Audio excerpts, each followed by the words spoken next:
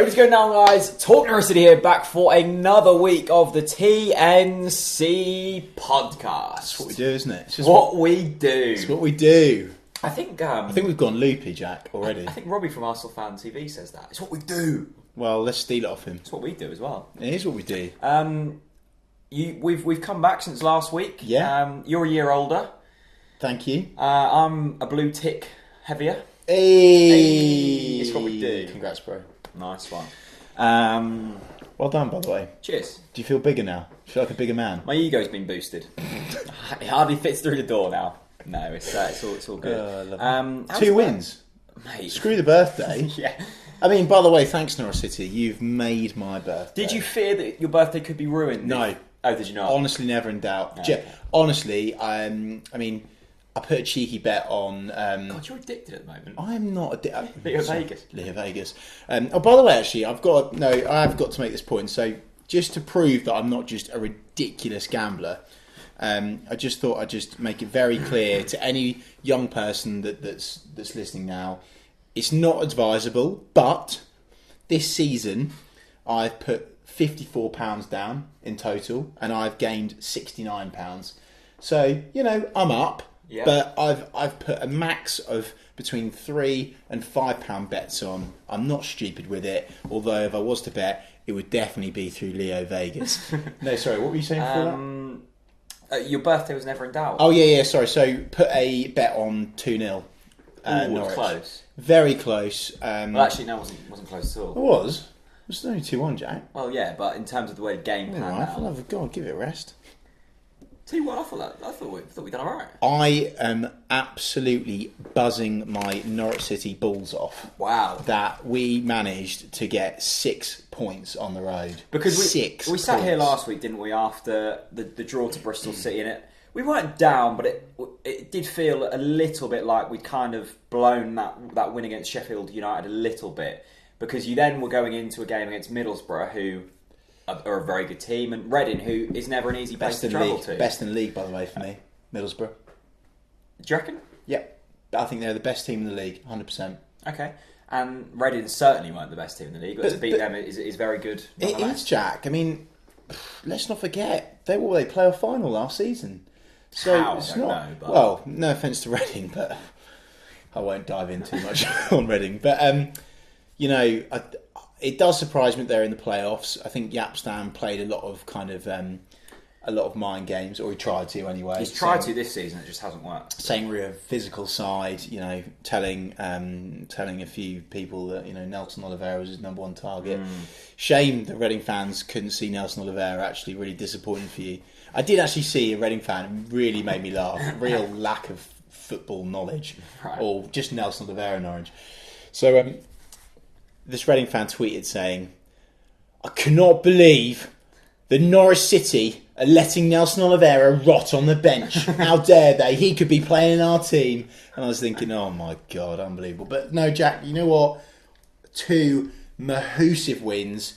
Middlesbrough for me is better than Reading. Let's talk about that Middlesbrough game, because it was very reminiscent of the Sheffield United win. It was a stunning goal it was the match winner in the end, and then we kind of sat back, and yes, Borough had a few chances. Sommerlund would probably be disappointed he didn't score, but as a defensive unit, I'm not sure for 10 years I've been this confident in a Norwich City defence, which is astonishing to say. It really is after the way we started the season. Yeah, I agree, Jack. I think the last time I've seen a defence this solid was the likes of Malky, Fleming, Drury. So that was Worthington 2002 campaign. Obviously went up as champions. Huckabee was in that side. It was a while ago though. Nigel Worthington anyway. Let's not wish away the years too much. Yeah, so first real but again, although I'm buzzing and although I've got every single bit of confidence in this defence, let's almost just do everything that we're doing the same. I was tweeting during the Middlesbrough game saying, whatever you're doing, just keep doing it. I really wanted to drink, but I didn't get up to have a drink the whole game. I was so parched. But you called them sick the next morning with dehydration. But we got those 3 points, just massive, absolutely massive. I mean, in terms of bits of quality as well, I think we talked about the Bristol City game at home, the Burton game at home. We looked defensively solid in them games, but it was just lacking that little bit of quality. James Maddison has provided that quality in huge amounts over the past couple of games. I mean, that boy. I mean, painting Maddison. What do I say? What do I say? Because I've been saying it, Jack, and I know everyone is expecting me to say it, but it is a case of I hate to say I told you. Also, this man is hyped for a reason. This man was hunted by Liverpool, by Tottenham for a reason. This man was worth how many millions of pounds did we sign him for? Not that much, I don't think. Do we not? Okay. But he's worth a lot of money, right? Okay. This man absolutely deserves the hype he's getting. Yes, I agree with Daniel Farke. Let's not praise him too much to some extent. But, oh my God, a couple of absolutely 10 out of 10 dreamy performances. And I just think that when it's a joy to watch when you've got a player like that. And I think, and I was almost tempted to say this. In fact, I've never been tempted to say it. I genuinely believe now, and this is a big deal. Oh. This is a big deal. We need a big deal button. Big deal. That was almost your what's his name? Chris Wilder. Chris Wilder tap. No, don't tap. That annoys the audience. Sorry. Please can you not eat as well? Popcorn. Good plug for Metcalf's, by the way. Yeah, local company. Oh, are they? Yeah, local company, Metcalf's. You got any links with them? Available for sponsorship. What was I saying, Jack? Come on, you threw me off course there. You've never said it. Yeah, so I've never said this, but finally, Norwich City Football Club have found someone that can take Wes Hoolahan's position. Oh right, I thought you were going to say set pieces since Snodgrass, because that's also a glorious thing. What was it, something like 99 games we've not scored? 99 league games. 99 league games we've not scored a free kick. That is shocking. The one previously to Maddison's one against Reading was Graham Dorrans against Fulham in 2015. I can't remember him. No, I can't either. But because you know why, Jack? It was 99 league games. That was a long while ago. A lot has happened since then. Yeah. But I think when we kind of sat here in pre-season, you were saying like, this is the big chance of Maddison. This is his time to really kick on. I was a little bit hesitant because we've seen it with the Murphys. We've seen it with Jamal Loza, not as much. Carlton Morris, where you big these youngsters up so much and they're maybe not as good. But those youngsters weren't hunted down by Premier League teams. No, that's true. But there's always that kind of have that hesitant side with youngsters because one, you don't want to put pressure on them. Yeah, true. Yeah. But I've been so impressed with the maturity of James Maddison in terms of Millwall, at Villa, in every game he has been smashed to the floor on numerous occasions. It almost reminds most foul player in our team, isn't he? Is he? Yeah. It almost reminds me, not to the certain extent, but Messi in his younger days. Hang on. No. You've just compared Maddison to Messi. No, in terms of the way players just go through him. That's the title. All of the while. That's the title of this podcast. Because Maddison moves the ball so nicely and his spatial awareness is so good that players are trying to go for the ball and Maddison's just moving it on. Yeah. I can remember watching Messi back in like 09. It's similar. It is similar. Right, that is the title for this podcast. Maddison over Messi. I think we're being a bit harsh on Maddison to only compare him to Messi. By the way, actually, on that topic-ish, the commentator, I was watching it on Sky, of course, listened to Radio Norfolk at the same time with Sky on mute, obviously. Well, how do you know the commentator on Sky was... obviously. Subtitles. Yeah. Oh, you know what? I'm having a stinker tonight. I forgot what I was saying again. Oh no, that was it. So he's taking the free kick. He scores the free kick and he goes, "If that was Ronaldo, we'd all be talking about it." Yeah, because I tweeted, Jack. Come on. I did see the tweet. You're not engaged in my content. I did see the tweet. What I really liked about that commentary was it was Manone in goal, wasn't it? Yeah. Who Holtby famously scored against when he was in goal for Arsenal when we beat them at home. And he was like, Manone has gone to his post to check that this wall is perfectly set up. It's Maddison! It's perfect! James Maddison! And then the knee slide. And I must admit, I was slightly intoxicated watching that game. And it was it was just a glorious experience. Oh, it really was, wasn't it? Because I almost punched. I was watching it around my girlfriend's family's home and almost punched the TV. I was in a very similar situation, not around your girlfriend's. That would have been odd. Yeah, it would have been. Jack. It would have been odd, and your girlfriend doesn't want holes in her ceiling, does she? But I tell you what. No, don't do this again. I tell you what. Maddison has got a hell of a set piece on him. It was like his goal for Aberdeen against Rangers, wasn't it? I think it was. Goal against Rangers for. There was a lot of a lot of people were saying that Neymar's goal was better than Maddison's, but I completely disagree. I think Maddison's was better than Neymar's. I didn't see Neymar's goal. Neymar scored also an absolute worldie of a free kick. Was it? But Maddison's was obviously better. Talking about Maddison, yep. Goal of the week. Yep. Team of the week. Yep. Deserved, due. My man of the week. Just in general. You know, everyone. By the way, I had a couple of people saying, "I wonder what Chris's hype of the week's going to be this week." Oh, we haven't done that for a little while, have we? I think we've skipped it because we've forgotten. Should we get it in now? Yeah. What's hype of the week, Jack? Who's your hype of the week? My hype of the week. Oh, come on! It is Maddison. No, because you're going to say Maddison. No, but fine. Yeah, but you know what? We'll be weird. I won't say it, and you can say it if you want. No. Finally, I kind of want you to. No. Just admit it. My hype of the week is just having faith in a Norwich City team and being proud of the players that put on that shirt. Yeah. That's such a nice feeling to have again. And I know it's look, we're still 9th in the table and stuff, but I believe in this Norwich City team to go on and do good things. Win the league, Jack? Well, I said at the start of the season, didn't I? And I'm not going to jump to conclusions just yet. Look, I think... You must be finally thinking, oh my God, my prediction's slightly on again. It's in the back of my mind. Okay. It is in the back. Okay. And I think... Look, I think the most pleasing thing for me is the pessimist fans were saying, well, Daniel Farke, we won 1-0 away at Sheffield United, 1-0 away at Middlesbrough.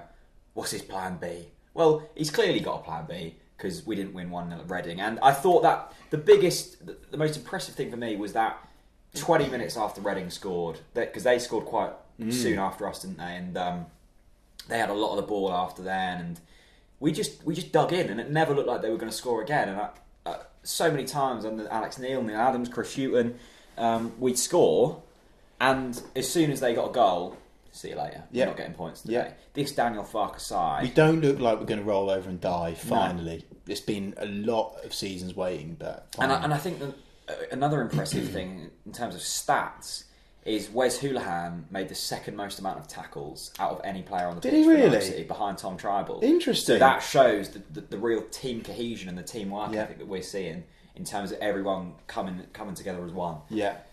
And that gives me goosebumps. It does, doesn't it? I mean, to be honest with you, Jack, after Middlesbrough, when they got in the huddle, beautiful, wasn't it? I was honestly close to tears. You said you were emotional. I'm honestly not just saying this for the podcast. I was honestly close. Really? I was close. Oh, mate, that's lovely. But when honestly, just gives me no, thank you. No? Gives me goosebumps, more than goosebumps. I was honestly looking. What does it give you? Jack, Jesus, you need to be careful tonight. Doesn't give me that, that's for sure. Oh my God. This is bad news, isn't it? Apologies to all the younger viewers wasn't it listening and watching right now. I didn't know if it made your hair stand up the back of your neck, that was all. You had to say standing up, didn't you? It was great, and you know what? I'm so happy that, I know it sounds a bit corny, but we have got our Norwich back. We've got them back. We lost them. We really lost them at Millwall. I think there wasn't a single Norwich fan that wasn't absolutely ashamed. Not even the sofa specialists.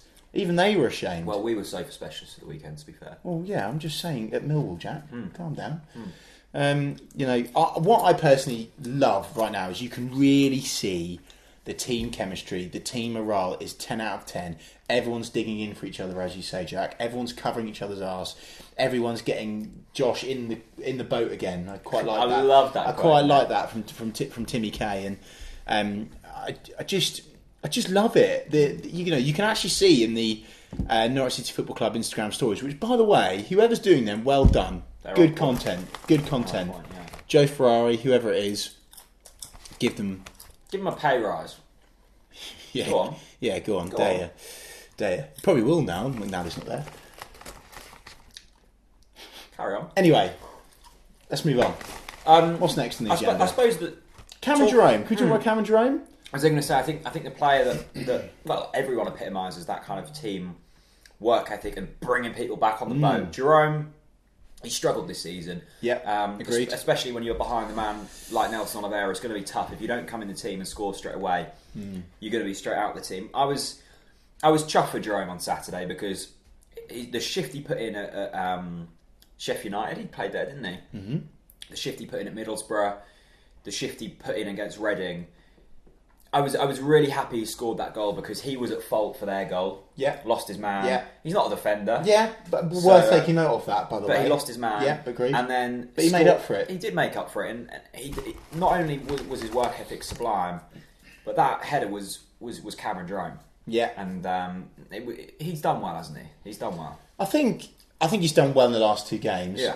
But to, counteract, all of the hype and positivity, what I would say is that let's not forget that he did have a really bad start to this opportunity that he's been given since Nelson Oliveira has been out of the team. And I think that I totally agree with you, Jack. I'm definitely in the Cameron Jerome club at the moment. I think he's been absolutely outstanding. As you say, Jack, I think that what he's improved is, from my observation, is his first touch. He seems to be allowing players to come into the game more rather than kind of heading it on, because really Norwich have now got to adjust to the fact that we're not going to play 2 up top where you can head it on to the other person to run onto it. It's always going to be a case of holding the ball up and then bringing in Maddison and Wes. And at the moment, Cameron Jerome has been absolutely brilliant. And I think what I found it quite funny, actually, and I think it's evidence of the fact that you should always hold fire before you tweet. There was a lot of people absolutely crucifying Cameron Jerome after we conceded, saying that it was his worst performance, saying it was a waste of money, saying that we should have got rid of him, blah, blah, blah, blah. And then he delivered, and I kind of quite like that. Can you stop spilling food on my floor, please? Sorry, feel like a cinema right now after. Yeah, awful. I thought talking about his touch. Yep. I know he didn't score, but the one where he hit the post, he was so unlucky with that because I don't think he could have done any more. But that first touch was, I don't think I've seen that from Cameron Jerome before. He looked like a proper striker in terms of except for a workhorse who chips in with a goal. That was a really cultured take, and he was unlucky not to score on his weaker foot. And I remember when we first signed Cameron Jerome, and it was the striker that, it was when we did Carrow Crowd actually, and it was the. Oh, sorry.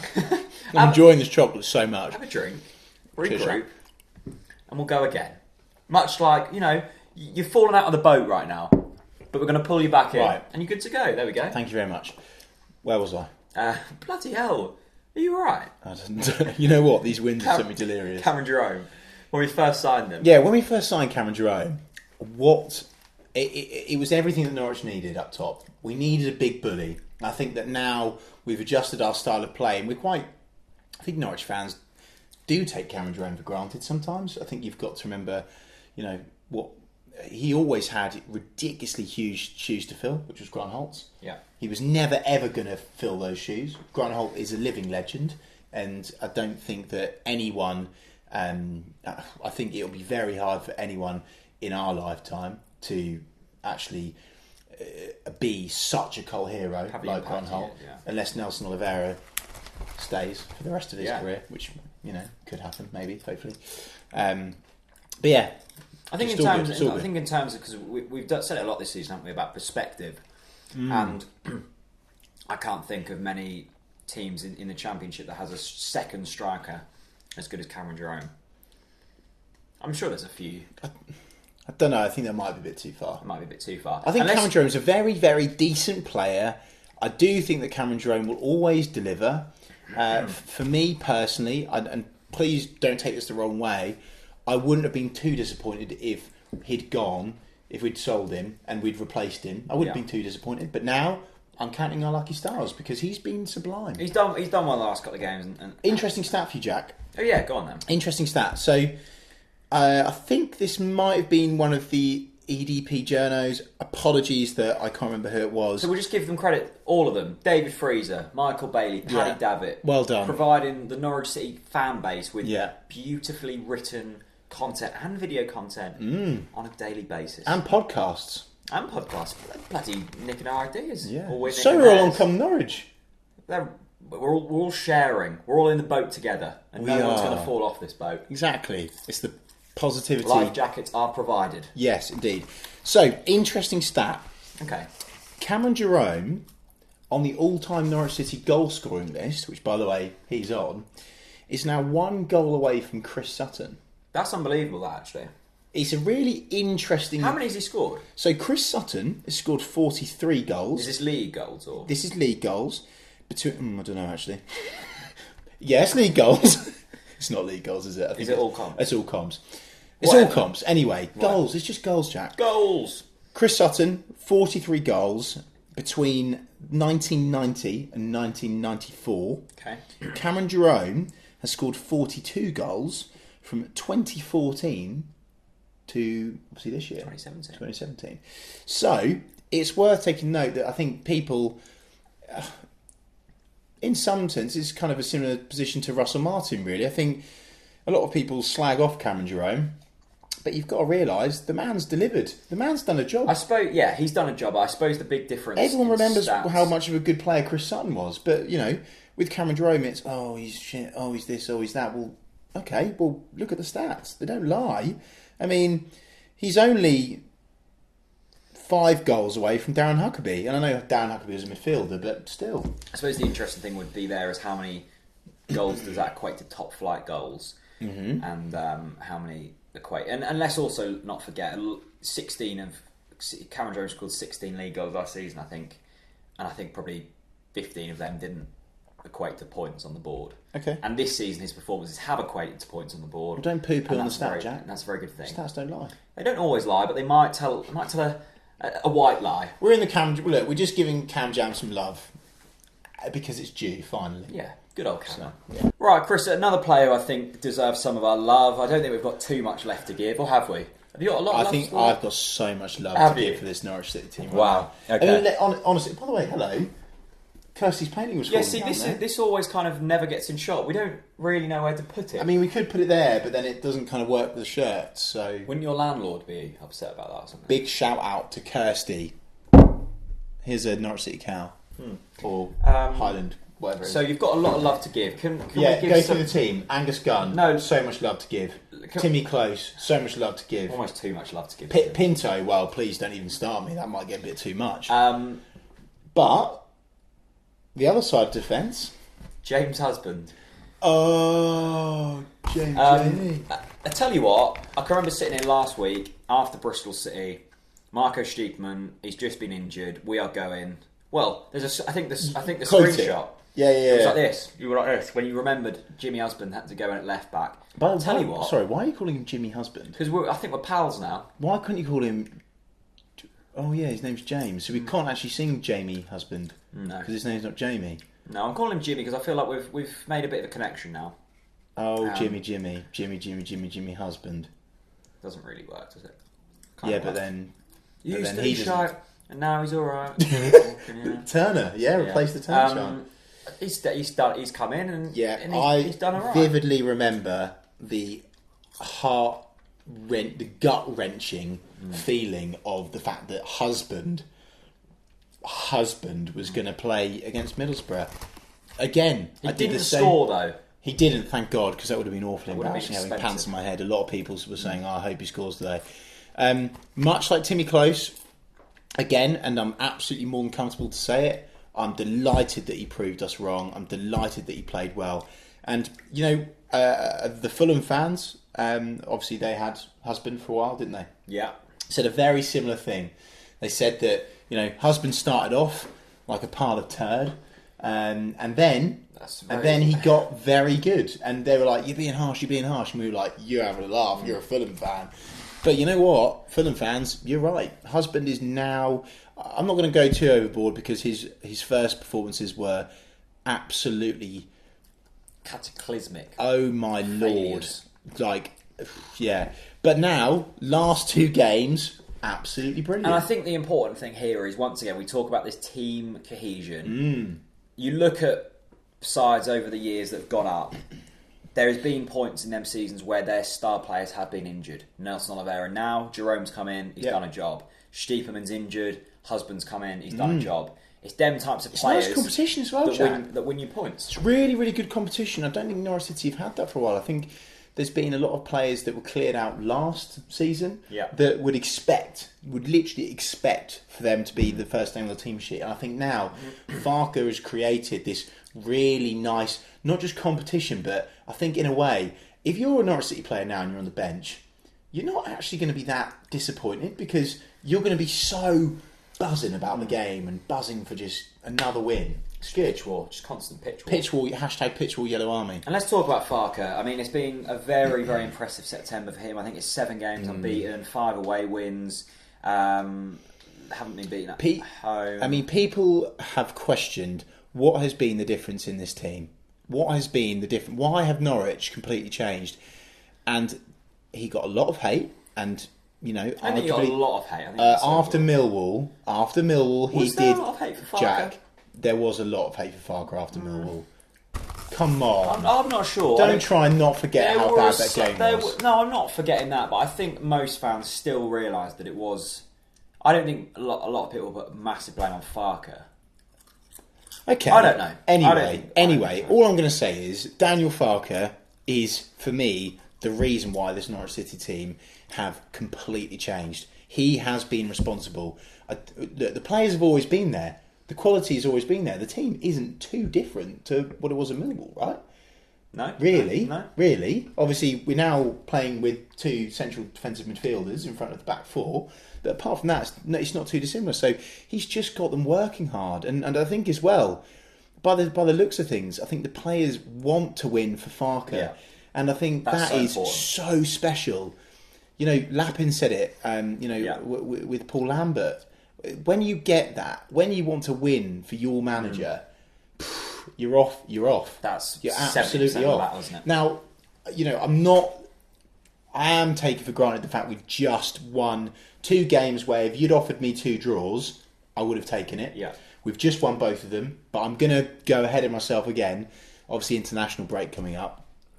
The whole game at home, it is a big test because it is kind of, in a sense, it's not as bad as Burton, but I mean, it's that kind of game where Hull, they're probably going to come for a draw. They're not doing too well at the moment. They're not going to come and try and attack the game. They are off the back of a 6-1 win, though. Are they really? They beat Birmingham 6-1. Yeah, but Birmingham. Yeah, Birmingham are Birmingham. Birmingham. Sorry, Birmingham, but you're Birmingham.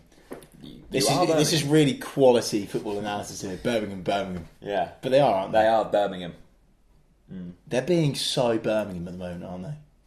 Well, Harry Redknapp done a Harry Redknapp on him, didn't he? Harry Redknapp was Harry Redknapp. And Birmingham were Birmingham. Anyway, Hull at home. I'm very, very optimistic. But at the same time, I'm thinking, this is just one of those games again. You've just got to take it one game at a time. And I read an article from Paddy Davitt today or it might have been Chris Gorham actually, that basically said there's going to be a lot of bumpy roads still left in this season. And it's very important not to get too carried away. But at the same time, dare to dream. Why not enjoy it? Yeah, enjoy it, for God's sake. Yeah, exactly. Bloody enjoy it. Yeah. You have a good time. I will. And we bloody do that. Yeah. Anyway, Manager of the Month, he's going to win it? He is, isn't he? Yeah. He's in pole position, It's so funny talking about Manager of the Month because so many people have been saying on Twitter, don't want Farke to win Manager of the Month. Remember when Alex Neil won it and didn't bloody win for 10 games after that? And the funny thing was, fans are so superstitious because I saw a few people tweet before the Reading game and said, we're not playing in yellow and green, we're playing in the black kit. Yeah, I saw that. We've just got 4 games unbeaten. Fair play. That's so funny. That's like football fans written all over. It is. But I'm with them. Who cares what kit we play? No, I'm kind of with them. Why? I'm kind of with them. If you're on that much of a run of games, but you can't do anything about it because, you know, the club have obviously got they've got to play a certain number of games in their, you know, second and third kits, and so be it. Quickly, we forgot to touch on it. Marley Watkins sending off. Nice to see him apologise. Yeah, and I think for me that's that. Yeah. And I think he did very, very well to do that very quickly. Yeah. I think it was good that the press picked it up early doors.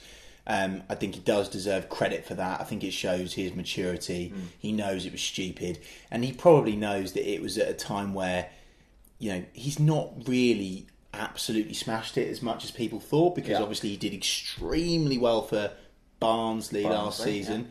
I always get Barnsley and what's the other Bristol. team? I always get Barnsley and Bristol mixed up. Anyway, he did very, very well for Barnsley last season, Jack, and I think there was an air of expectancy when he turned up, and I think that so far he's not really delivered. He is going to take time to settle in. Norwich is a by far bigger club, and you know, and let's not forget, he's still not really got a concrete position. No, that's the tricky thing. It was a very, I mean, as soon as he did it, I stood up, I was like, red card. I was furious. Really? I wasn't. What do you mean, really? Look, I don't think... Jack, on the edge of the Reading area, we're winning 2-1, and you go and slide in unnecessarily. No, totally deserved to be angry. I was watching through slightly blurry eyes, but I didn't think it... So you can't remember how bad the challenge was? No, I actually watched the whole game back after, because I just want to love it that much.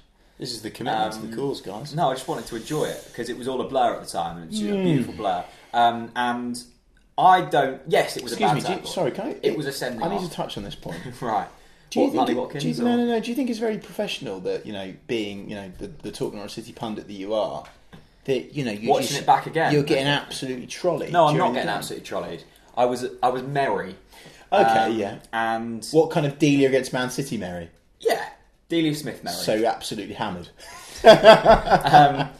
No, all I'm saying is it wasn't a malicious tackle. I don't blame Ollie Watkins at all. And you know what? If that was me saying that, you'd have been like, "Oh, you just want to fight. You just want passion. You don't care about football." No, what I'm going to allude to, Chris, if you let me finish. Oh, hello. Is, what am I going to allude to? Yay! No, it's the fact that even when we had 10 men, never in doubt. True. Never in doubt. True, but you need to remember that you watched the game under the influence. End of. I was merry. End of discussion. It's an international break now. Yeah. Oh God, for God's sake. I just really can't be bothered with the international break. Dull, aren't they? I mean, even when we went to see England-Scotland at Wembley, we just turned up and England just rolled Scotland over because they had probably Naismith in the team. That's the reason why. Stevie Naismith. Forgot about him. Yeah. Oh, by the way, Pritchard's come back. And... Just talk to... No, hang on. Alex Pritchard. Talk to me about that. He's a lovely man, isn't he? Jack, Alex Pritchard is actually a member of our squad. He is. Like, talk to me about that. He's a great player. Him, Maddison and Wes, if you can get... Oh my God. Honestly, if they play in the same team, I genuinely might cry. Really? It's too much to handle. Too hot to handle. It is too hot to handle. And if you're a defender... By the way, you are absolutely shitting yourself. Absolutely shitting yourself. You really are, aren't you? You probably Pritchard, are. Premier League player, no doubt about it. Wes Houlihan, who is an extremely highly thought of player within the Championship and probably the Premier League as well. And the world. Just the worldwide, Mr. Worldwide. And then Maddison, who's now, you know, being fouled left, right and centre. You know, my colleague Greg, who's a Reading fan, said, you know, Reading, their game plan was to absolutely hammer Maddison out of the game. Like what opposition players used to do to Messi. Yeah, exactly. Similar players. Now that's exciting, and a player who we will have back after the international break is Mr. Oliveira. Oh my God. Does this get any better? We've got Nelson Oliveira on our bench at the moment. Yeah. It's unbelievable. I honestly, I'm struggling for words, Jack. I really am. This is such an exciting time, and I know you're saying don't get ahead of yourself. Hard not to. We've got Pritchard and Oliveira on the bench. But just to bring you back on the bench, just to bring you back down to earth, we are 9th. Yeah, okay. But we're now level pegging with those noisy neighbours. Yes, and I believe... Not really noisy, though, are they? Did you see the amount of fans that turned up to their game against... It's poor, Was it Bristol that lost 3-1-2? On, you know, arguably their best run in recent years, and no one even turns out. Obviously watching Chelsea again. It's like Ed Sheeran. Yeah. Like Ed Sheeran. Yeah. What was I going to say? This is really poor from us. I was going to say something positive. You said bring you back down to earth. We're 9th. We're now 11. I then said we're 11 points. Oh, and I think we're the most form team in the league. Yeah, of course we are. Yeah, of course we are. I think we are. Should we get into some questions? Yeah, let's do it. Right, the good people of the internet, you guys, Yep. the followers. Not just Norwich fans, by the way, so thank you. And we're actually not going to start with a Norwich fan. Aaron Backhouse, who's a Leeds fan, says, when do you think you'll get promoted? Ooh. March. Can I not answer that question at the moment? Because again, it's like that kind of thing where I don't want to say it. You've got to say it. Aaron has sent his question in, and you will be answering, Aaron. I think we'll get promoted this season. Really? Really? I'm just in such a good place. Honestly, I'm in such a good place, and you know, I know I'm not alone. I know there's people listening, watching this now, thinking the same thing as me. They're literally falling asleep at night, dreaming of the fact that, you know, you've got Alex Pritchard to come back into this team. I did actually have a few dreams about Maddison's free kick. Did you? Because it was just so nice. How many times have you watched Maddison's free kick? God, so many. It gets better at every watch as well. Yeah, it does, doesn't it? It is so top bins. It's nearly. It's just. It's postage stamp, isn't it? It's so postage stamp. It's hit Queen Elizabeth directly in the nose. It's that postage stamp. Love the Queen, by the way. Oh, lovely lady. Yeah, lovely lady. Not as nice as Delia though. No. Love Delia. Delia, if you want to come on the podcast, the offer's still there. Still there, Delia. Still there. Alex, has the international break come at the right time for Norwich City? Could it affect the incredible recent momentum that's been built up? And before you answer that, Chris, can you remember the last international break we went into? It was off the back of horrific form, and we were saying, is it the right time? Is it the wrong time? Now, completely different circumstances. We're going into the international window. One of the most informed teams in the league. Yeah. Great form. Yeah. How's it going to go? What, the international break or...? No, I don't care about that. Is it the right time or is it the wrong time? I do, because I think we're now, obviously, you know, you always... I think the players... I've noticed a lot of the players have gone on holiday. Yeah. Just get out of the way. Yeah. And I think that it's just so... both of the last two games have been so intense and so demanding. I think that it's a really good time for the players to reflect, take a step back and go, well done. We've done well. And I think that the players deserve their credit, they deserve their time off, and I think they'll come back in such a good, mentally strong position, and they know that if we go 1-0 down to Hull, we'll get it back and win the game. Yeah, I wouldn't read into the international break thing too much, because I think it's harder off the back of bad form, because I can remember Daniel Farke saying, well, we can't actually really work on what we wanted to because all of our players are away on international duty. Mm-hmm. I think the best thing about this is it gives the players, like you said, time to recover. Nelson will probably be fit by the time this is over. The same with Stiepermann, the same with Vrancic. It allows the players just to have a bit of chill time, get in the right zone. But as well as that, they will still be on that training pitch training. Daniel Farke will still be, you know, and this is a tight knit team. No one's going to slack here. So I think it's come at a nice time. Actually, yeah, I really do. I agree. Josh Beaver asks if Alex Neil was still manager. Sorry, can I just? Is this? What's his name? Josh Beaver. Josh Beaver, yeah. Josh, I'm sorry for last week. Luton fan. Luton are doing really well this season. I've got a soft spot for Luton. If Alex Neil was still manager, do you reckon Maddison would be getting the chances he is now?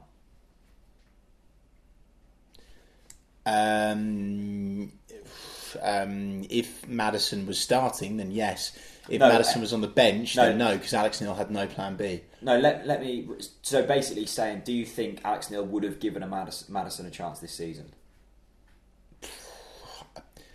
Oh, God, I don't know. I don't think he would have done. Okay. I don't think he would have done. He didn't last season, did he? True. Yeah, true. And I know he had that. I think James Maddison's development has been perfect, actually, with that loan to Aberdeen. I think that came at a great time. He had a bit of time under Irvine. I don't. I feel like he shouldn't have gone. Really? Yeah. No, I think it came at a perfect time. Oh, good. I'm pleased you think that. I disagree. Good. I'm pleased about that. Good. Rory Ivans. Who would win in a fight between us two? Rory Ives. Sorry, not Ivans. What sort of fight? God. What sort of fight are you thinking? Well, I don't know. What kind of like football fisticuffs or... I'll tell you what, we're playing taekwondo or... We're playing five-a-side. We're on opposition teams. You've just put a heavy challenge in me. I've got up, but I'm not happy. I'm really not happy. Yeah. Who's winning that fight? I actually think we're quite similar in terms of our kind of aggression. I think we'd both box quite clever. I don't think one of us is the big bully. I don't think one of us is really like a buffer. No. I think there'd be a lot of verbal. Oh yeah. And you quite often get that anyway, and vice versa. But yeah, I don't know. I think we'd probably just both knock each other out. Really, wouldn't we? I'm a lover, not a fighter. I'd just hug you and say, mate, it's fine. And we encourage that. Love, don't fight. But if you do fight properly. Like Nelson Oliveira. Yeah. Away at Rotherham. Yeah. Wilmots Limited asks... Have we had a question from a business? The daily life of a contract groundsman. Come rain or sun, weeds will always outgrow grass. Oh, yes. And by the way, what a plug. He's done well there, He's done very well. What's his name? Wilmots Limited. I love that. I tell you what... Talk to me about his... what does he do? He's a groundsman. Yeah? And he, come rain or sun, weeds will always outgrow grass. Is that like a metaphor for life? Anyway, really what's the question? question? On top of your weeding. What's the question? He asks, beat Ipswich or Arsenal. You can only have one. Ipswich, 100%, all day long. 100%. Next. 100%. What have been your favourite Norwich City kits from your time as a supporter? One home and one away from any year. Such a good question. That was from Kieran Thompson. Thank you, Kieran. Such a good question. The first Norwich City kit that I ever had was the Coleman's Mustard kit. Okay. With the green stripe down. Yeah. That was the one with like that Ewan kind of is always. Yeah, the Ewan Roberts was in, and I just have very happy memories of wearing that kit. Do you think kits are slightly more special when you're younger? You always say this, but I think it's you true. need to just learn to live a little bit and enjoy the kits again, Jack. Oh, really? You've got really boring with your age. You don't. I don't think you enjoy the kits. I do. I love the kits. You don't buy the kits. I don't. I've got retro kit. You're right. I like retro looks, to be honest with you. Yeah, you're that kind of guy, aren't you? I'm that kind of guy. You're down the market getting your vintage shirts. I do prefer the older kits to the new kits. I do, with the beer sponsors. God forbid, oh my God, a beer sponsor. Horrendous. Or Flyby. That was a shocking kit. I mean, I think even Fozzie and Crofty were telling me that, that was a pretty shoddy kit, wasn't it? So anyway, favourite kit? Was it 2013 the year we got back into the Prem, or 2012? The one, was it the Italian advert when they were on mopeds? Oh, that's the one. That's a good kit. What in that? By the way, Paul Lambert chucking the tissue over his head. Fancy a Game Lads was the year after, wasn't it? No, do you remember Pass It On? Yeah, that wasn't... I was working at the club at that point and I was genuinely embarrassed. Was that not the Italian one? No, it wasn't, was it? Pass It On was the year after the Italian one. So we had Italian, Pass It On, then Fancy a Game Lads. Yeah, I mean, Fancy Game Lads was quite good because you're snoddy. Fancy a Game Lads. I will never forget Pass It On was the shittest marketing campaign in the history of time. Weren't you on that department? No. So it was your fault? No, I wasn't. I wasn't anything to do with it. And if I was, I wouldn't have let it happen. Anyway, I probably would have done. I was an apprentice at that time. Pass It On. You had Steve Morrison, Pass It On. And Wes, why? No offence. I mean, I love Wes, but why would you put Wes, who's like the quietest guy in the team, Pass It On? Terrible. Absolutely terrible. Favourite kit anyway, and I agree with you, Jack. And by the way, what an iconic kit that was in terms of the team's performance that year, the giants that we killed, beating Arsenal at home, giving Chelsea a really rough time at home as well. There was lots of really, really big performances in that kit. I think kits are very much made up of how you do in them. Yeah, I'd agree with that, Jack. I think your memories come from them. I tell you what, last season's kit was bad. What was that? That wasn't the box, was it? Or was it the box last season? No. Last season was it was the Aviva Community Fund. Oh, so it was. And it was just really average. We're just an average team, wasn't it? Yeah, true. Very average team. Plastic Paddy says, what deals in and out would you like to see done in January? Wow, we're already talking ahead. We just can't settle in the present moment, can we, Paddy? By the way, for my sins, and I'll say this to Rob, and we've had this argument already. I do not listen to Canary Call because I cannot stand the people that go on there and just chat utter shite. I know we talk some nonsense, but my God, someone called up Canary Call and I actually listened to it for once because I was forced into listening to it. Was this at the weekend? Yeah. Was it the final call? It was the one where the bloke was like, "Oh yeah, well, hiya Rob. Yeah, hiya, how you doing? I don't know why Rob's I not gave. Scottish. Sorry, I don't know what happened there. Hi, how you doing? And the guy goes, well, Rob, I thought, this team, it's never going to do well in the Premier League, is it? Oh no, this team would get mauled in the Premier League. And and Rob, rightly so, put him in his place. And he just kept going on. Did he? Oh, it's not good enough, Rob, for the Premier League. Oh, we're not in the Premier League, mate. Like, fair play to Rob. He dealt with that cool well, but yeah. Oh, well anyway, done, we never settle. Anyway, to answer the question, who should we sign in the January transfer window? I think it really does depend. I know it's a cop-out answer. I think it really does depend on the next few games. I think it certainly depends on where we're at Christmas. I've said it multiple times. It's very well documented that I will not judge this team properly until Christmas. So at Christmas, we need to look at it and go, okay, where are the holes? For me at the moment, I've got a funny feeling that they're going to bring in another striker. Okay. Because I think that having Nelson Oliveira out, although Cameron Jerome's done a very good job, I just think that they're going to start to plan the succession of Cameron Jerome. Yeah. I wouldn't sign anyone, and I'd put Tom Tribal on a 15-year contract. But let's talk about contracts, yeah. Like Tommy T, my God. He's a good player, isn't he? We gave him too much love last week, though, didn't we? No, you know what? I've still got love to give, and I'm going to give it all to My Tom Lord, Tribal. what a man. Very good player. What a man. Canary Boy 67 says, is there a danger that bringing in new signings in January might unsettle the squad togetherness as a result of August? Why are people going on about January already? No offence, but can we just, not Can we skip that? questions, Elliot Waterfield. Elliot, hello, my friend. To me, this season feels better than when we got promoted with Alex Neil. Do you put it all down to Farke, or is there another reason as well, in your opinion? Yeah, and I'll say it straight away. I think that the club now has a very, very good culture that's being built and developed behind the scenes. I think that Steve Stone needs to be credited with incorporating that and making it work massively. I think Delia and Michael have been very, very brave. I mean, let's not forget, this is the first time they've hired a foreign manager. They've not done it before. It was a big step for them. Yes, they should have done it many seasons ago. But yeah, so for me, I think... Stuart Webber? So I think for me, when we went up, with Alex Neil, McNally buggered off on his holiday, of course, and after taking his massive paycheck when we got relegated, and he got his relegation bonus, did a similar thing. I think now it's very, very evident that the people that are at the club are in it even more. They care even more. It's not just a business. It's in their heart. It's genuinely in their heart. And I'm getting a bit emotional, but it's true. Norwich City Football Club, it's not a business. Of course, there's a business side to it, but it's so much more than the business, Jack. And it just speaks volumes when you care that much. I think Steve Stone has got it on point. Why Stuart Webber as well? Yeah, of course. Steve Stone, you're keeping good books, my friend.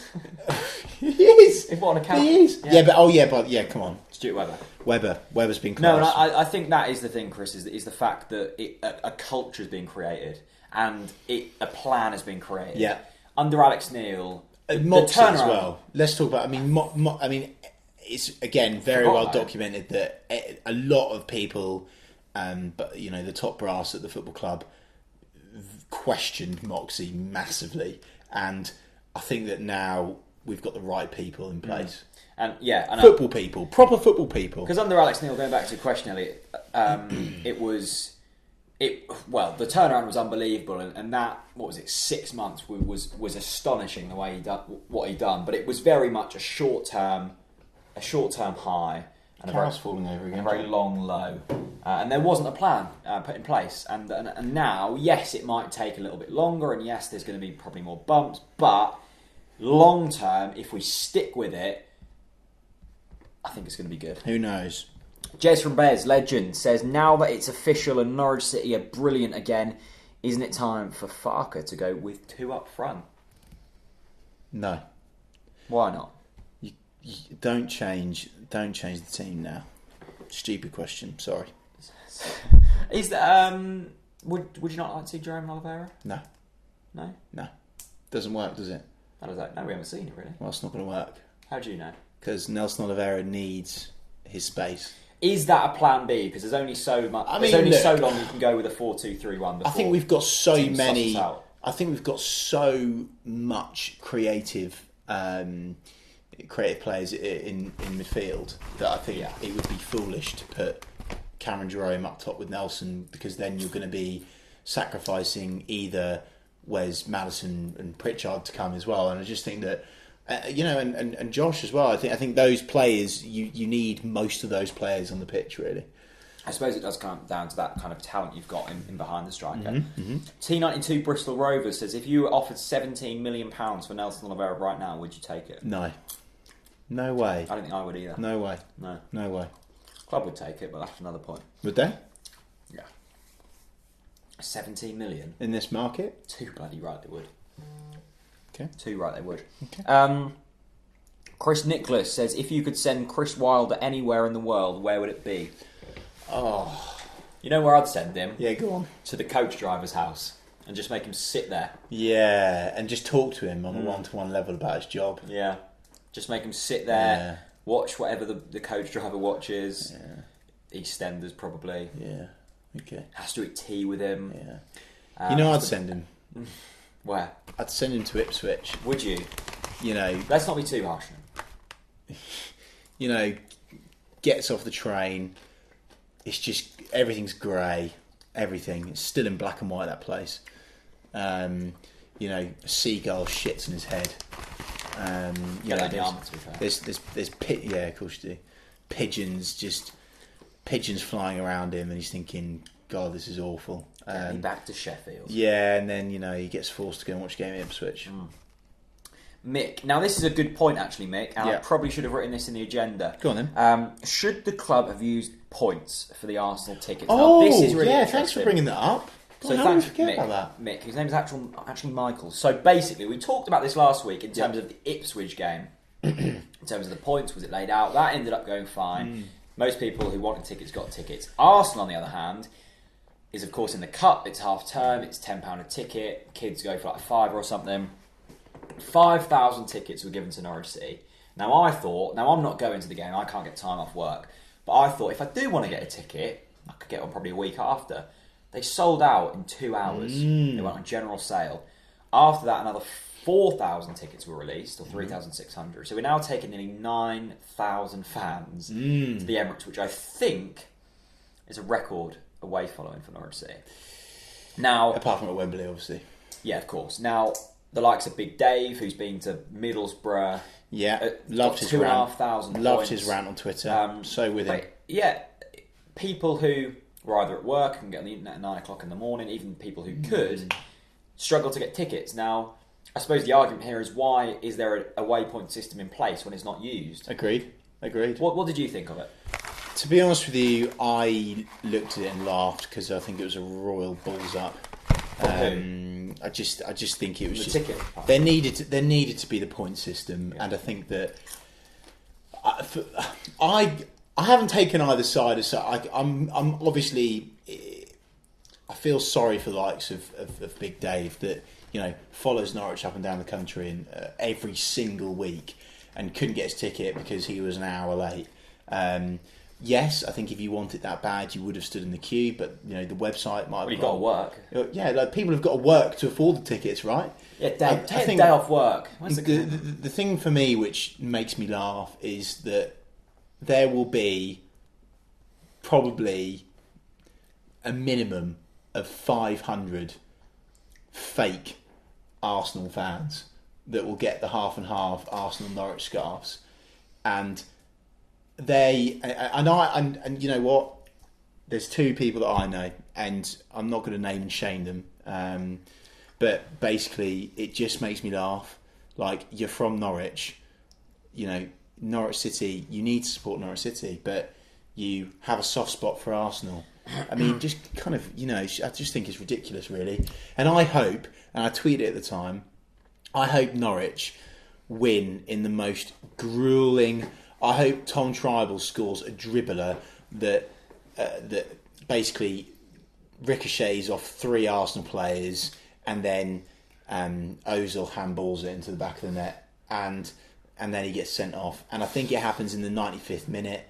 And I hope that the Arsenal fans, you know, go into. I think, you know, Arsenal Fan TV. I want those fans to be absolutely on the floor crying. Right. And I really, really look forward to absolutely laughing in the faces of those 500 people that got tickets before those loyal Norwich fans that are Arsenal fans.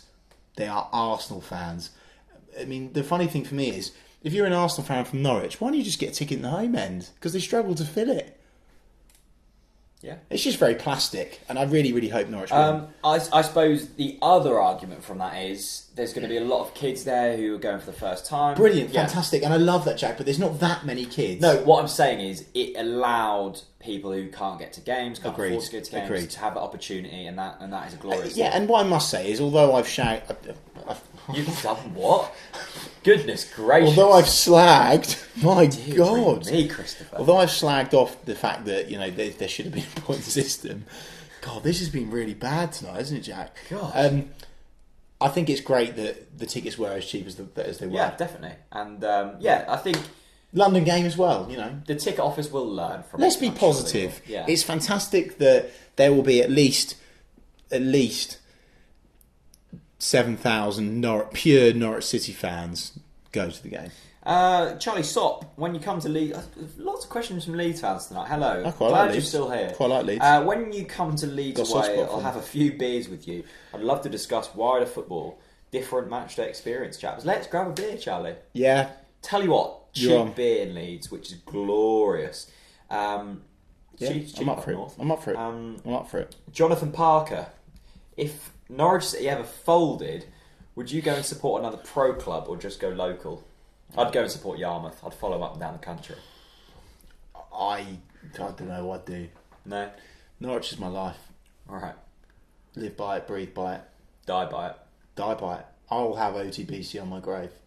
Will you? 100%. Nice.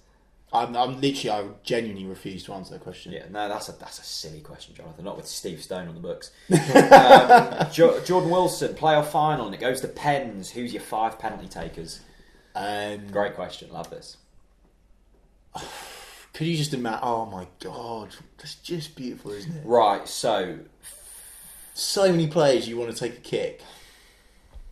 I mean, for me, I'm not thinking about the 5. I'm just thinking about who takes the last one to win it.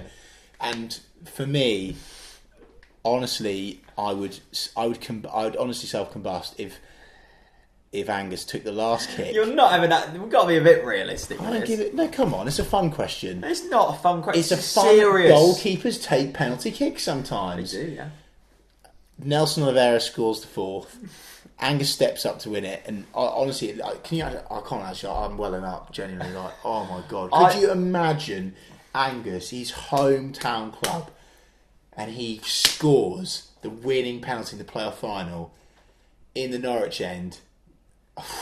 I don't think I'd survive. Like winning at Wembley. I think you'd have a heart attack, wouldn't you? And it was the most calm game ever. The second half was like a pre-season game. If we won it on penalties, I worry for my health. I mean, there's a lot of people, including my old man, that went to obviously the Millennium Stadium when we lost to Birmingham on penalties, and I think a lot of Norwich fans will tell you about that painful experience, Jack. But I'd love to see win it for us. Go on, Tommy Tribal. Oh, you love Tommy T, don't you? He's such a boy, isn't he? He is a real boy. What does Farke do if we win? Farke goes absolutely bananas. Yeah, he does, isn't he? Yeah, he loses it. He rips his Parker off for one. I think he rips his. Do you reckon he just gets topless? I won't go that far.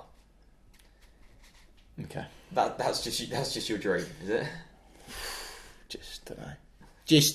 I just love this club right now. I really do. I honestly do. It's a good place to be, and let's finish there. Yes. Chris, it's been a pleasure. Any last words? 2 words. Good. James Maddison. Nice.